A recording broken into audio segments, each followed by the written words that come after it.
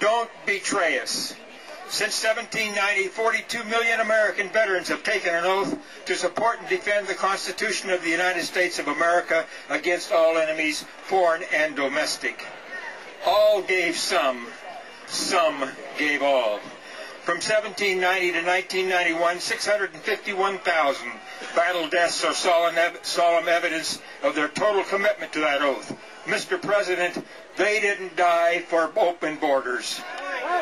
1,400,000 brought home the scars of war. In coming weeks, we will see the culmination of a process President Bush kicked off in 2000 before 9/11, namely whether the U.S. will remain a republic or be subsumed into the North American Union, also known as the Security and Prosperity Partnership.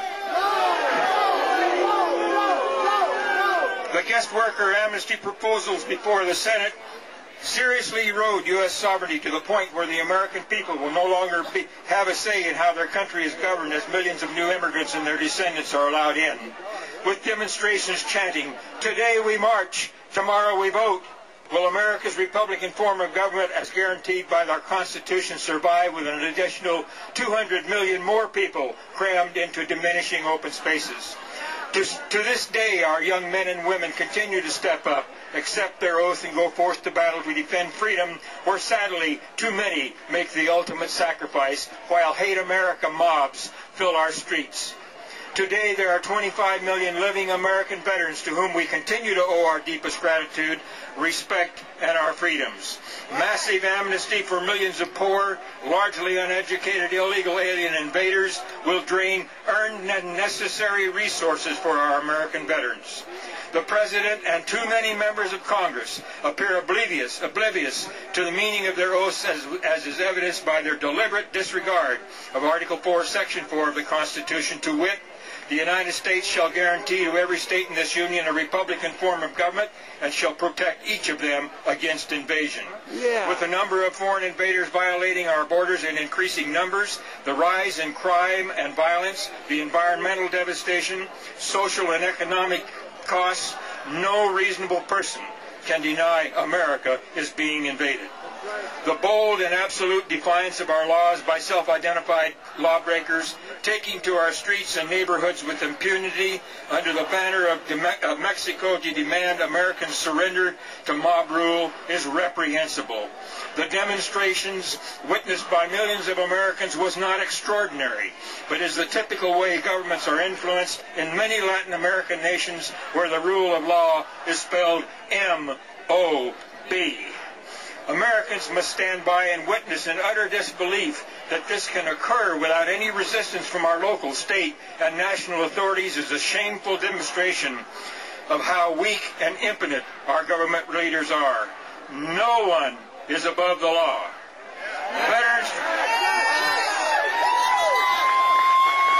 Veterans for Secure Borders, on behalf of the millions of American veterans and all Americans, call upon the President and Congress to oppose all legislation that would result in the granting of amnesty and legal residency in any form, by any name, to millions of illegal alien invaders. We must have a clear, unequivocal statement issued by our President and Congress to the effect that any alien unlawfully present in the United States must leave or be removed. We demand that a sufficient number of our military be assigned to assist the Border Patrol in deterring further invasion across our nation's borders.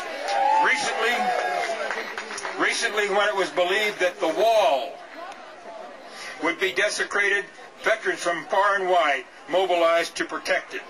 In a few short weeks, the streets and buildings of Washington, D.C. will reverberate as upwards of 200,000 veterans will descend once again to pay tribute to the fallen and to remember the POWs and MIAs.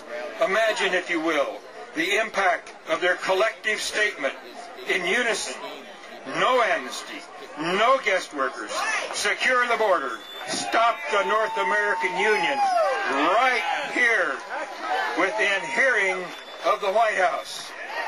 Where are our national veteran leaders? This should be the mission at hand for veterans before our nation's sovereignty is harmonized into oblivion. Don't let it happen. Thank you, and God bless America.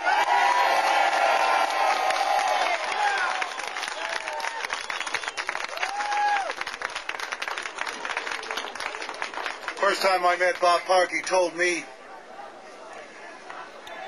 that our veterans did not die for open borders. I agree with him. Bob just ran off with my speakers list.